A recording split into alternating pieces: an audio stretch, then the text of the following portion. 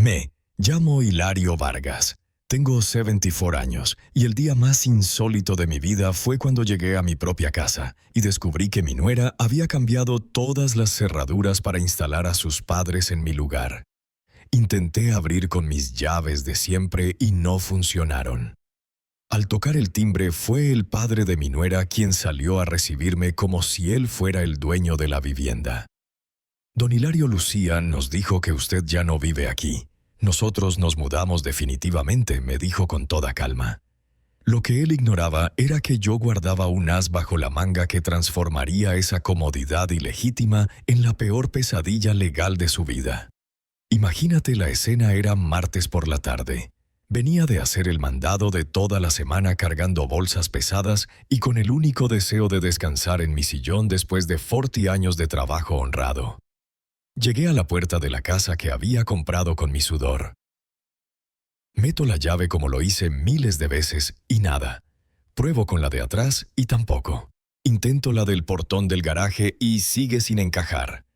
Al principio pensé que me había confundido de llaves, que quizá tomé otras por distracción, pero no eran mis llaves de siempre las que colgaban del llavero que me regaló mi difunta esposa Elena. Fue entonces cuando comprendí que algo grave ocurría. Toqué el timbre de mi propia casa y apareció don Ernesto, el padre de Lucía, en bata y pantuflas como si estuviera en lo suyo. Don Hilario, ¿qué hace aquí?, me preguntó con la naturalidad más cínica del mundo. ¿Cómo que qué hago aquí? Vivo aquí, Ernesto. Esta es mi casa. No. Don Hilario Lucía nos explicó todo. Usted se mudó a una residencia y nos pidió cuidar la casa. Ya trajimos todas nuestras pertenencias.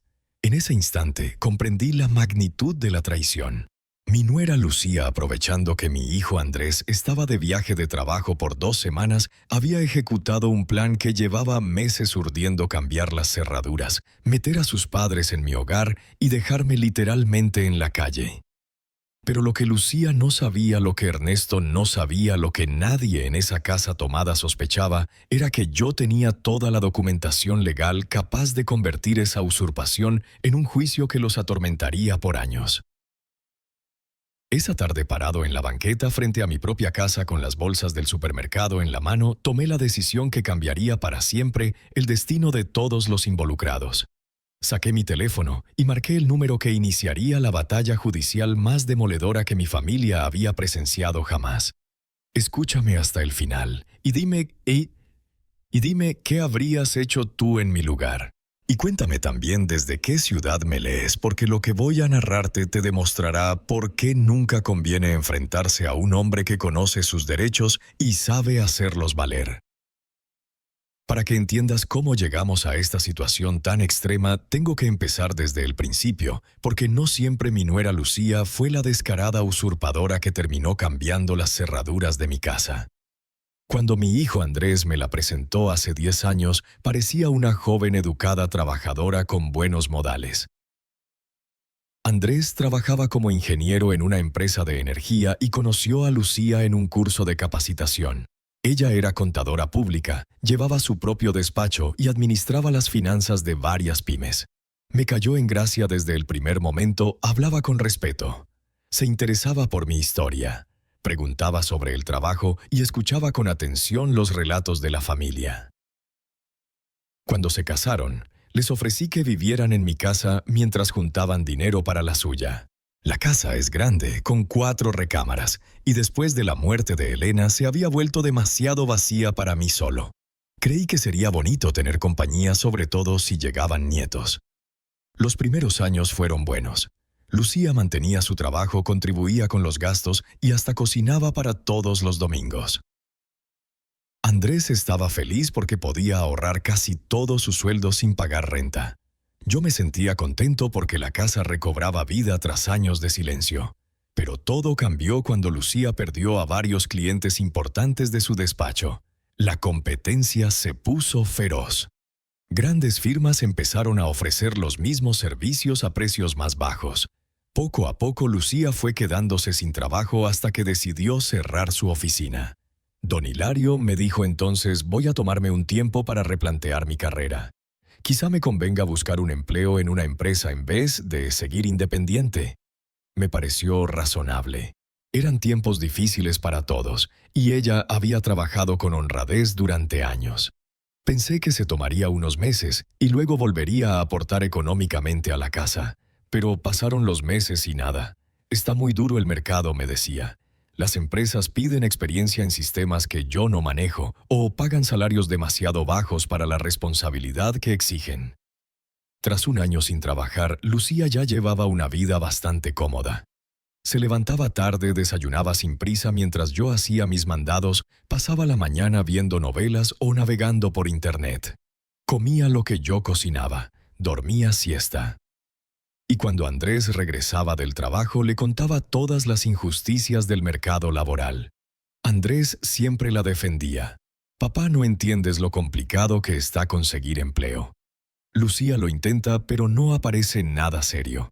Yo veía con claridad que se había acostumbrado a no trabajar mantenida por el sueldo de Andrés y la casa que yo ofrecía gratis. Para el segundo año de desempleo, la situación se agravó. Lucía empezó a quejarse de que la casa era demasiado vieja, que necesitaba remodelaciones, que los muebles estaban pasados de moda. Don Hilario no cree que deberíamos cambiar estas cortinas. Ya están descoloridas. O esta cocina necesita una modernización urgente. Luego venían las sugerencias de decoración. Don Hilario vi en una revista unas ideas para actualizar casas como esta. ¿Le parece si empezamos poco a poco? No eran sugerencias. Eran presiones constantes para que yo gastara mi dinero en adecuar la casa a su gusto. Cuando le decía que las reformas costaban mucho y que yo estaba conforme así, Lucía ponía cara de mártir. Es que vivir en un lugar tan viejo me deprime. Llevo 2 años sin trabajar, paso todo el día aquí. Necesito que el ambiente sea más alegre. Ahí me di cuenta de que Lucía no buscaba empleo en realidad. Lo que buscaba era transformar mi casa en la suya, convertir mi bolsillo en el sostén de un estilo de vida sin compromisos. La gota que colmó el vaso fue cuando sus padres comenzaron a venir cada fin de semana. Don Ernesto y doña Teresa vivían en un departamento estrecho en el centro, pero desde que Lucía se acomodó en mi casa, descubrieron que era mucho más agradable pasar los fines de semana en un hogar grande con patio. Don Hilario, mis padres ya están mayores, y el departamento no tiene buena ventilación, me dijo Lucía. ¿Le incomoda si vienen a quedarse los fines de semana? Van a ayudar con la cocina y la limpieza. Al principio acepté, los entendía. Pero la visita se alargó, primero se quedaban hasta el lunes, después hasta el martes. Con el tiempo ya pasaban la semana entera y solo regresaban a su piso a buscar ropa limpia. Mi casa se había convertido en una especie de pensión dirigida por Lucía. Ella organizaba las comidas, decidía qué se veía en la televisión, imponía turnos para el baño y repartía tareas. Yo era un invitado en mi propio hogar. Cuando le comenté a Andrés que la situación se me iba de las manos, su respuesta me desgarró. Papá, Lucía se esfuerza muchísimo para mantener la casa en orden. Sus padres ayudan bastante. ¿No te parece egoísta quejarte cuando tienes tanta compañía egoísta? Mi propio hijo me llamó egoísta por no querer que la familia de su esposa invadiera mi casa. Todo empeoró cuando Lucía comenzó a hacer cambios sin consultarme. Cambió las cortinas de la sala, reemplazó los muebles del comedor, instaló un televisor nuevo en el cuarto principal que era mío. Don Hilario, estos cambios eran necesarios. La casa se veía muy apagada, decía. Cada cambio lo justificaba como indispensable. Pero cada arreglo borraba rastros de Elena, de nuestra vida juntos, de los 30 años de historia en esa casa. El punto de quiebre llegó hace 3 meses cuando Andrés me anunció que debía viajar a Europa por 2 semanas. Papá, es una oportunidad muy importante para mi carrera. La empresa me envía a Noruega a supervisar unas instalaciones. Le respondí que no había problema, que Lucía y yo nos llevaríamos bien. Pero ella tenía otros planes. Al segundo día de que Andrés partió, me soltó una propuesta que me dejó helado. Don Hilario, estuve hablando con mis padres y creemos que sería buena idea que considere mudarse a una residencia de mayores. Nosotros podemos cuidar la casa. ¿Cómo?, le dije incrédulo. Sí, don Hilario, usted ya está grande para mantener una casa de este tamaño. En una residencia estará mejor atendido con gente de su edad sin preocupaciones domésticas. Lucía, esta es mi casa. Llevo 30 años aquí. No me voy a ninguna residencia. Pero don Hilario, seamos realistas. Usted no puede mantenerla solo. Nosotros podemos mejorarla. Ahí comprendí el plan completo. Lucía quería echarme para quedarse con mi casa. Patricia, esta conversación se terminó. No me voy de mi casa. Don Hilario, no sea terco. Es por su propio bien. Mi propio bien lo decido yo, no vos. Esa noche, Lucía confirmó sus verdaderas intenciones. Llamó a sus padres y les dijo que vinieran de inmediato porque yo me estaba poniendo difícil con el tema de la casa. Al día siguiente, Ernesto y Teresa llegaron con maletas como si pensaran quedarse para siempre. Hilario me dijo, Ernesto, Lucía nos explicó la situación. Nosotros podemos ayudarlo a encontrar una residencia bonita donde esté más cómodo. No necesito que nadie me busque nada. Estoy perfectamente cómodo en mi propia casa. Pero Hilario, a nuestra edad, estas responsabilidades son pesadas. Es mejor estar en un lugar donde lo cuiden. Increíble. Los padres de Lucía vinieron a convencerme de dejar mi propio hogar para que ellos se instalaran. Los días siguientes fueron de presión constante. Lucía me mostraba folletos de residencias. Sus padres me contaban historias de conocidos felices en asilos. Todos habían decidido que debía irme. Pero yo tenía un arma secreta, conocía perfectamente mis derechos. Tras 40 años en una empresa constructora, había aprendido mucho sobre leyes de propiedad, contratos y trámites legales. El viernes por la tarde, una semana antes de que Andrés volviera, les dije a Lucía y a sus padres que tenía que salir a hacer unas diligencias y regresaría tarde. «Tómese su tiempo», me respondió Lucía con una sonrisa que hoy sé que era de alivio. Lo que ellos ignoraban era que mis diligencias eran una visita al despacho de mi abogado de toda la vida, el licenciado Morales, quien había llevado mis asuntos legales por décadas. «Doctor, tengo una situación muy delicada en casa que requiere protección inmediata», le dije. Le conté todas las presiones, la invasión de mis espacios, las insinuaciones sobre mi capacidad para mantener el hogar. Don Hilario me respondió: «El licenciado Morales lo que me describe puede constituir varios delitos: usurpación, coacción, incluso fraude. Hay que actuar rápido antes de que empeore». Esa misma tarde firmamos documentos que me blindaban: una declaración jurada sobre la ocupación irregular, una constancia notarial de que yo nunca autoricé cambios de cerraduras y una solicitud preventiva de exclusión contra cualquier persona que ocupara mi casa sin permiso. Don Hilario, me advirtió el licenciado Morales, si ellos llegan a cambiar las cerraduras mientras usted no está. Eso constituye usurpación agravada. Es un delito grave y la policía debe intervenir de inmediato. ¿Y qué debo hacer si eso pasa? Llamar al 911 sin demora. No intente resolverlo por su cuenta. Deje que la ley actúe. El sábado por la mañana, después de pasar la noche en un hotel para evitar más presiones, encontré bajo la puerta un sobre que habían deslizado. Era una carta firmada por Lucía, don Ernesto y doña Teresa. Don Hilario decía la carta: después de mucha reflexión, hemos decidido que lo mejor para todos es que usted acepte nuestra sugerencia de mudarse a una residencia geriátrica. Nosotros nos encargaremos de todos los trámites y gastos. La casa quedará en buenas manos hasta que regrese Andrés. Era una declaración de guerra disfrazada de cortesía. Me estaban informando que la decisión ya estaba tomada por ellos. El domingo por la noche, tras un día entero de tensión en el que Lucía y sus padres me hablaban como si ya fuera un hecho consumado que yo me iría, decidí ejecutar mi plan de defensa. Lucía, le dije, mañana lunes tengo que salir temprano a hacer unos trámites sobre lo de la residencia. Voy a estar fuera todo el día. Era mentira, por supuesto. Mi plan era salir temprano, quedarme cerca y vigilar qué hacían en mi ausencia. Perfecto, don Hilario, me respondió Lucía con una sonrisa de triunfo. Nosotros vamos a aprovechar para organizar algunas cosas en la casa. El lunes a las 8 salí con una valija pequeña fingiendo que me marchaba a la residencia. En lugar de irme, me instalé en el café de la esquina desde donde podía ver con claridad mi casa. A las 10 de la mañana llegó un cerrajero. Lucía le abrió la puerta y conversaron unos minutos. Después, el hombre empezó a trabajar en todas las cerraduras, la puerta principal, la trasera, el portón del garaje.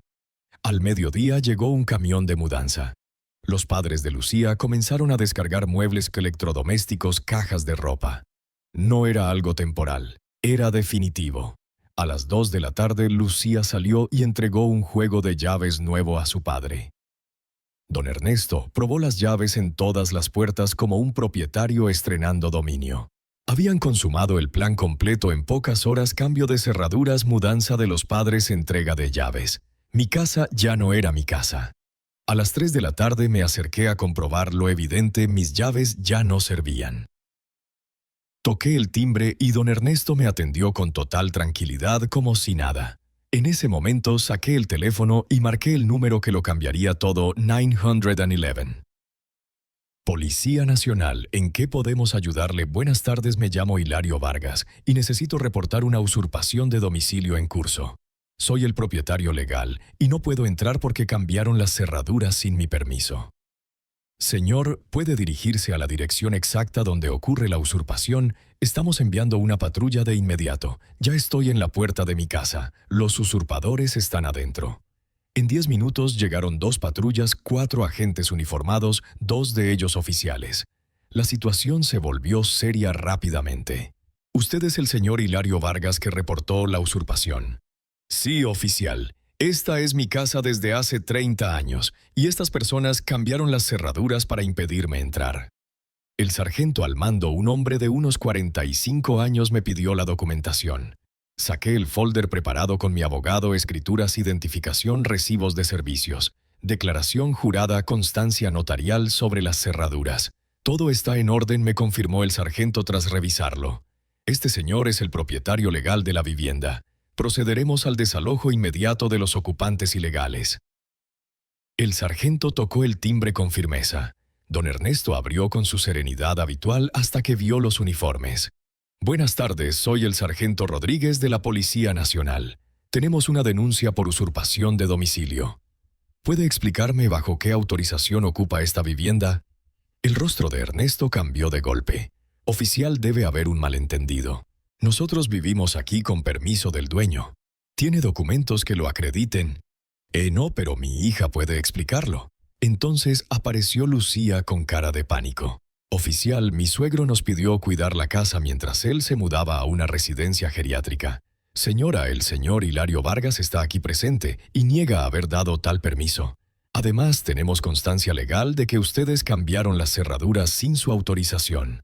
Pero, oficial, él ya es muy mayor. Capaz no recuerda bien. Señora, no me corresponde evaluar la memoria del propietario. Tengo una denuncia formal respaldada con documentación. El sargento se dirigió a todos los ocupantes. Tienen 30 minutos para recoger sus pertenencias personales y desalojar la vivienda. Cualquier mueble o electrodoméstico introducido sin autorización debe ser retirado de inmediato. Lucía intentó un último recurso. Oficial, no podemos esperar a que regrese mi esposo. Él puede explicar todo. Señora, su esposo no es el propietario de la vivienda. El propietario está aquí y solicita el desalojo inmediato. Los siguientes 30 minutos fueron un caos. Lucía lloraba metiendo ropa en bolsas. Sus padres cargaban muebles confundidos y nerviosos. Hasta tuvieron que llamar a otro camión de mudanza para sacar lo que habían traído esa misma mañana. Mientras tanto, yo permanecía en la banqueta junto al sargento mirando cómo se derrumbaba en cuestión de minutos el plan que habían ejecutado con tanta seguridad. Don Hilario, me dijo el sargento, ¿quiere presentar cargos penales por usurpación? Sí, oficial. Quiero que quede asentado legalmente para que no vuelva a suceder. A las 5 de la tarde, Lucía y sus padres estaban parados en la banqueta con todas sus pertenencias sin rumbo. El cerrajero había regresado, esta vez pagado por la policía con dinero cobrado a Lucía, y había reinstalado las cerraduras originales. Lucía, le dije antes de que se fuera, espero que esta experiencia te haya dejado claro que no se puede usurpar la casa de alguien y creer que no habrá consecuencias. Ella no contestó. Se subió al taxi con sus padres y se marcharon en silencio. Pero yo sabía que aquello no había terminado. Esa noche, ya solo en mi casa recuperada, llamé a Andrés a Noruega para contarle lo ocurrido. Su reacción fue de shock. «Papá, no puedo creer lo que me dices». ¿Lucía realmente cambió las cerraduras? Sí, Andrés, y metió a sus padres a vivir aquí mientras intentaba convencerme de que me fuera a un geriátrico. Papá, debe haber un malentendido. Lucía no haría algo así. Andrés, la policía tiene todo documentado. Hay cargos presentados. No es un malentendido, es un delito. El silencio del otro lado se hizo largo. Finalmente respondió: «Papá, voy a suspender el viaje. Regreso mañana mismo». «No es necesario, hijo. Ya está todo controlado legalmente. Pero tengo que hablar con Lucía, entender qué pasó. Andrés, lo que pasó es que tu esposa intentó robarme la casa. No hay más que entender». 2 días después, Andrés volvió a México, pero primero fue a buscar a Lucía, que se había refugiado en casa de una hermana. Cuando finalmente llegó a verme, vino solo. «Papá, hablé con Lucía. Ella dice que todo fue un malentendido, que creyó que era lo mejor para ti». «¿Un malentendido?», le respondí incrédulo. «Cambiar las cerraduras de mi casa es un malentendido». Ella asegura que pensó que estabas de acuerdo con lo de la residencia. «Andrés, yo jamás acepté irme a ninguna residencia.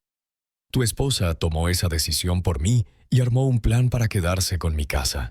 Papá, quizá Lucía se equivocó en la manera, pero sus intenciones eran buenas». Ahí entendí que Andrés trataba de justificar lo injustificable. Su lealtad estaba con ella, no con la verdad. «Andrés, necesito que entiendas algo con claridad. Lucía ya no es bienvenida en esta casa. Después de lo que hizo, no puede volver a vivir aquí». «Pero papá, ¿dónde vamos a vivir? Hace años que no pagamos renta porque estamos aquí contigo. Ese es un problema tuyo y de tu esposa, no mío. Papá, tienes que perdonarla, está muy arrepentida». Andrés, ese arrepentimiento apareció solo después de que la policía la sorprendió en flagrancia. No es genuino. La conversación se alargó horas, pero no cambié mi postura. Lucía había cruzado un límite imperdonable. Los días siguientes fueron tensos. Andrés intentaba mediar, Lucía enviaba mensajes pidiendo perdón. Sus padres me llamaban asegurando que habían sido mal informados. Pero yo ya había decidido, Lucía no pondría un pie más en mi casa. 3 semanas después, Andrés y Lucía alquilaron un departamento pequeño. La mudanza fue dolorosa porque Andrés se llevaba consigo no solo sus cosas, sino también parte de nuestra relación. Papá me dijo el día que se fue: «Espero que algún día puedas perdonar a Lucía. Cometió un error, pero no es mala persona. Andrés, lo que tu esposa hizo no fue un error. Fue un plan calculado para quitarme la casa. Los errores son involuntarios». Durante los meses siguientes, mi relación con Andrés se enfrió.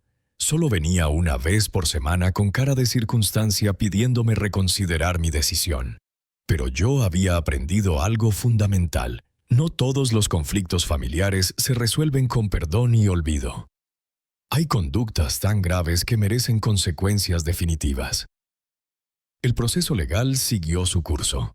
Lucía fue imputada por usurpación agravada y coacción. Sus padres declararon como testigos. El caso quedó documentado para evitar nuevos intentos. 6 meses después recibí una carta de Lucía. Don Hilario decía: «Reconozco que me equivoqué terriblemente con el tema de la casa. Fue una decisión impulsiva pensando en su bienestar, pero sé que no tenía derecho a tomarla». Era una carta bien redactada, seguramente con ayuda de un abogado, pero demasiado tarde y con motivos dudosos.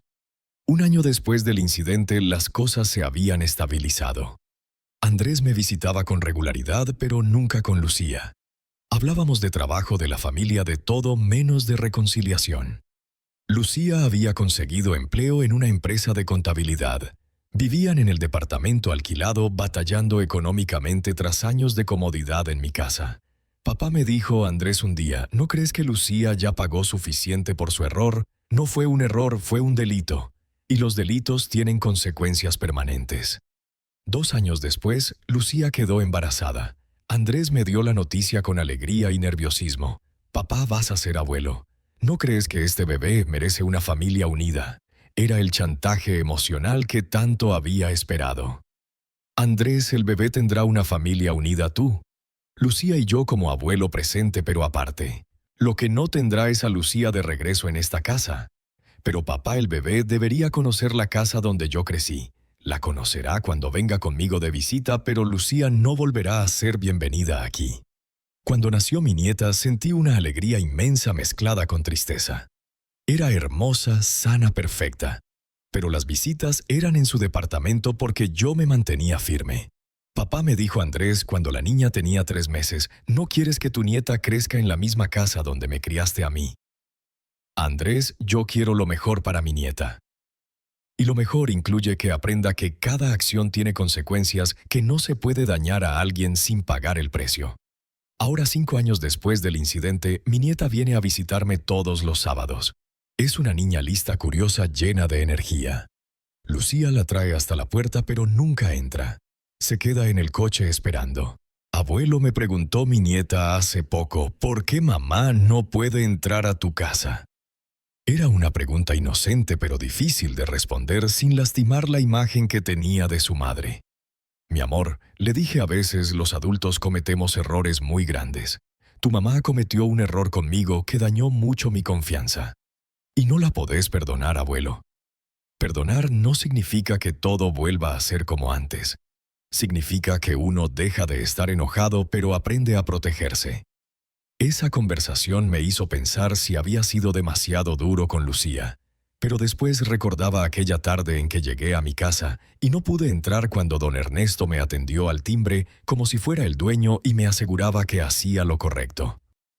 Hace 6 meses Lucía hizo un intento final de acercarse. Me envió una carta larguísima donde detallaba sus problemas económicos desde que se fueron. Lo difícil que era criar a una niña en un departamento pequeño, lo mucho que extrañaba la estabilidad de vivir conmigo. Don Hilario escribía: sé que lo que hice no tiene justificación, pero le ruego que piense en el bienestar de su nieta. Ella merece crecer en un ambiente familiar estable, rodeada del cariño de todos. Era su último recurso usar a mi nieta como argumento emocional para que yo cediera. Pero en estos años había aprendido que ceder al chantaje emocional solo abre la puerta a más chantajes. Le respondí con una carta breve. Lucía, lo que mi nieta merece es crecer en una familia que respete las reglas de convivencia, que entienda que las acciones tienen consecuencias y que no use a los niños como instrumentos de manipulación. Según me contó Andrés, esa respuesta la destrozó. Papá, Lucía lloró durante días al recibir tu carta. Realmente pensaba que después de tantos años podrías reconsiderar. Andrés, ¿de verdad crees que lo que hizo Lucía puede olvidarse? No olvidar, pero tal vez perdonar después de tanto tiempo. Yo la perdoné hace años, pero perdonar no significa volver a confiar. Esa diferencia entre perdón y confianza era algo que Andrés nunca lograba entender. Creía que si yo había perdonado automáticamente tenía que permitir que Lucía volviera a mi casa. Pero yo sabía que uno puede perdonar sin devolver privilegios perdidos. El año pasado, para el cumpleaños de mi nieta, organizaron la fiesta en su departamento. Era un espacio muy reducido para tanta gente, pero Lucía se esforzó en hacerlo bonito: decoraciones, pastel casero, juegos. Durante la fiesta, mientras veía a mi nieta feliz entre sus amiguitos, Lucía se me acercó. Don Hilario, ¿no cree que sería lindo hacer el próximo cumpleaños en su casa? Tiene más espacio, jardín, para que los niños jueguen. Lucía, le respondí, mi nieta puede disfrutar de mi casa cuando viene de visita conmigo, pero yo no voy a organizar celebraciones donde tú seas la anfitriona en mi hogar. Pero, don Hilario, por una sola vez, por el bien de la nena. Por el bien de la nena, es mejor que aprenda que uno no puede herir y luego fingir que nada pasó. La fiesta continuó, pero la tensión se notaba. Los invitados percibían que había conflictos familiares, aunque no entendían bien. Al despedirme, mi nieta vino a mí. Abuelo, ¿no sería más lindo si pudiéramos hacer las fiestas en tu casa grande? Otra vez el chantaje emocional, pero esta vez salido de una voz inocente. Mi amor, le dije, tú puedes disfrutar de mi casa cada sábado conmigo. Las fiestas las organizan tus papás en su hogar. Pero mamá dice que tu casa también era su casa antes. Ahí entendí que Lucía había estado llenándole la cabeza con su versión.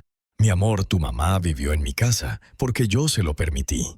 Pero después hizo cosas que me lastimaron mucho y decidí que ya no podía seguir aquí. ¿Qué cosas hizo? Cosas de adultos que entenderás cuando seas mayor. Esa conversación me preocupó porque noté que Lucía estaba usando a mi nieta para presionarme.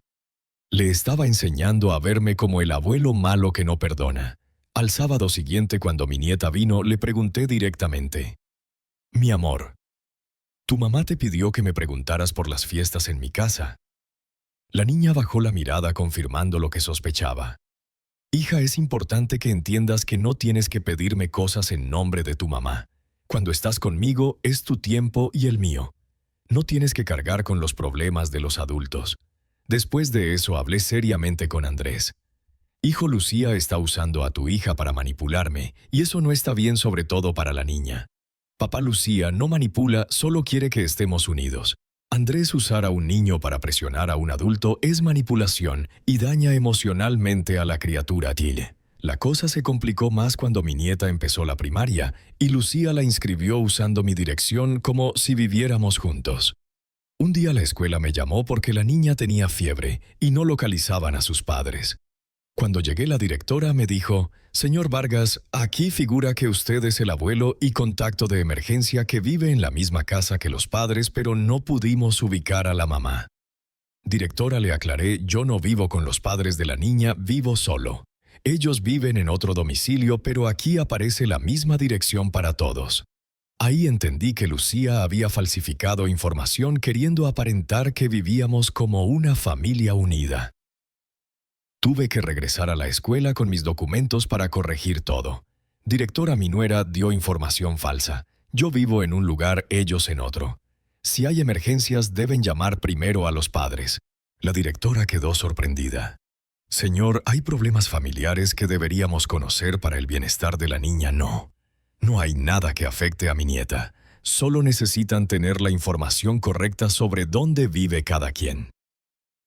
Esa noche, enfrenté a Andrés por la falsificación de datos en la escuela. ¿Cómo se te ocurre poner mi dirección como si viviéramos todos juntos? Papá, Lucía pensó que así era más fácil en caso de emergencias. Andrés, eso es falsificar información oficial y además confunde sobre la situación real de la familia. Papá, no exageres, es solo un formulario del colegio. No, hijo, no es solo un formulario. Es parte del patrón de conducta de Lucía manipular información para fabricar la realidad que quiere en lugar de aceptar la que existe. 3 años después del cambio de cerraduras, la familia vivía en lo que yo llamaba una coexistencia respetuosa. Lucía había aceptado por fin que no regresaría a mi casa. Andrés dejó de pedirme que reconsiderara mi decisión. Mi nieta venía a visitarme de forma regular y ya no traía recados de sus padres. Pero esa tranquilidad no duró mucho. Hace un año, Lucía perdió su empleo cuando cerraron una sucursal de la empresa donde trabajaba. La situación económica de ellos se volvió muy difícil, y Andrés tuvo que apretarse el cinturón para sostener la casa con un solo sueldo.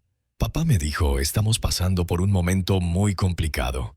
El alquiler subió, los gastos de la niña crecieron con el colegio y Lucía no encuentra trabajo. Hijo, lamento escucharlo, pero ¿qué esperas que haga papá?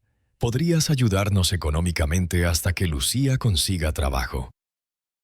¿Te parece justo que yo sostenga a la persona que intentó quitarme mi casa? Papá, no es por Lucía, es por tu nieta. Otra vez el chantaje emocional usando a la criatura. Andrés, si mi nieta necesita algo específico, lo hablamos, pero no voy a mantener indirectamente a Lucía. Papá, solo hasta que encuentre trabajo. No, hijo. Lucía tendrá que resolverlo como cualquier adulto responsable. La presión económica aumentó los intentos de acercamiento. Lucía comenzó a enviarme tarjetas en cada fecha especial, mi cumpleaños, Día del Padre, Navidad. Todas llevaban mensajes sobre la importancia de la familia unida y el perdón cristiano. También empezó a mandar regalos a través de mi nieta. Abuelo, mamá te mandó esta planta para el jardín. Abuelo, mamá hizo este dulce para ti. Eran intentos de crear un vínculo que justificara después pedir ayuda. Yo aceptaba los regalos por no herir a mi nieta, pero al final de la visita se los devolvía. Mi amor, dile a mamá que agradezco el detalle, pero que no necesito regalos. La situación llegó al límite cuando Lucía apareció en mi casa un sábado en plena visita de mi nieta. Don Hilario, vine a buscar a la niña. Era una mentira evidente, siempre la recogía los domingos por la tarde.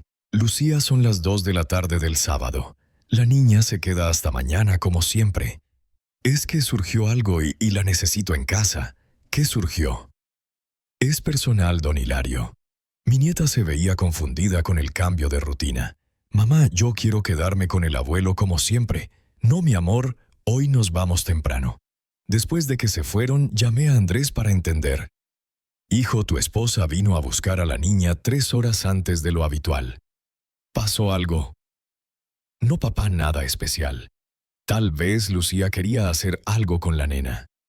Andrés, no me mientas. Lucía inventó una excusa.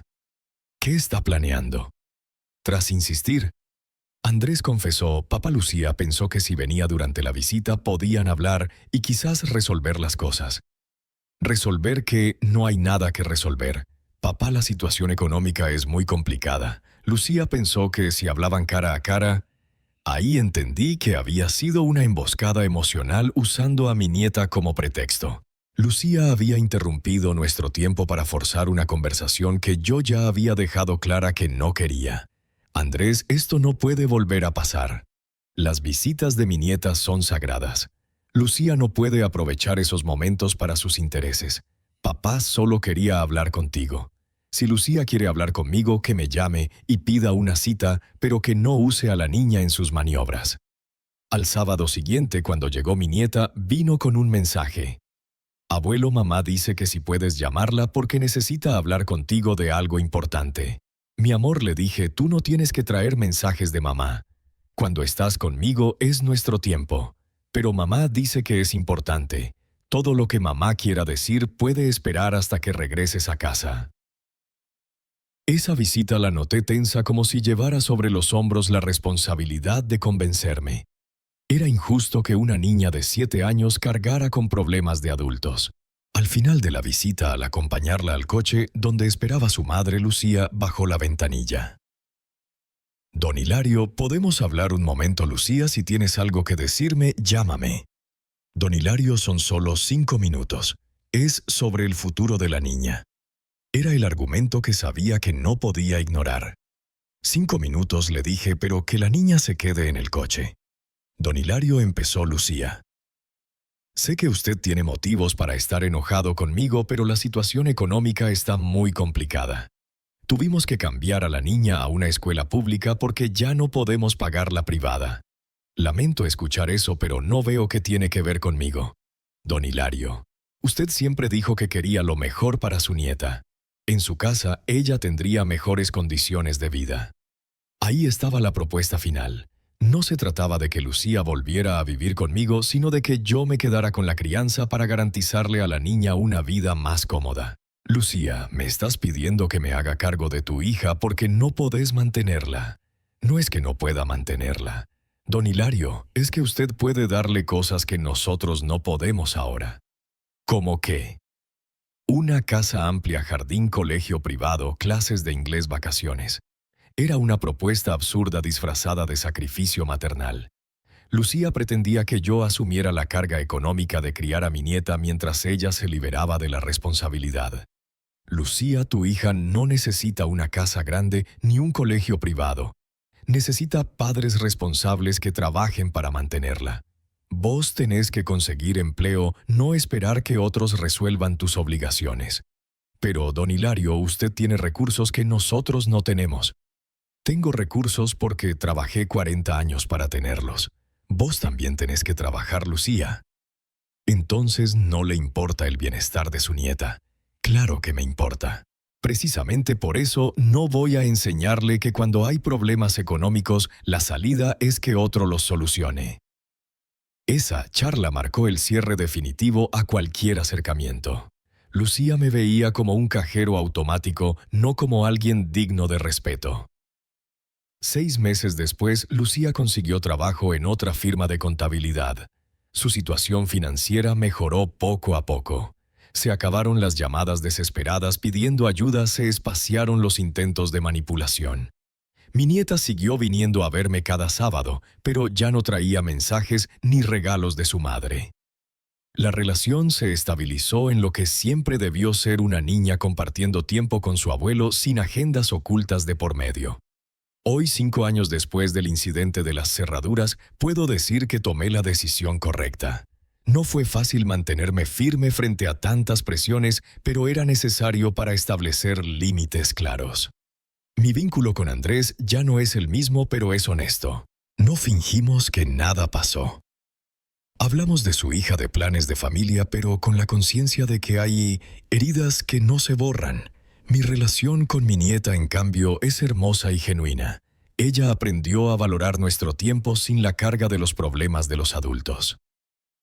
Es una niña feliz, despierta, que entiende que no todas las familias funcionan igual.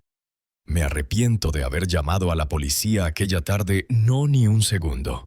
Fue la mejor decisión de mi vida. Recuperé el control de mi hogar y comprobé que nunca es tarde para defenderse. Lucía aprendió la lección.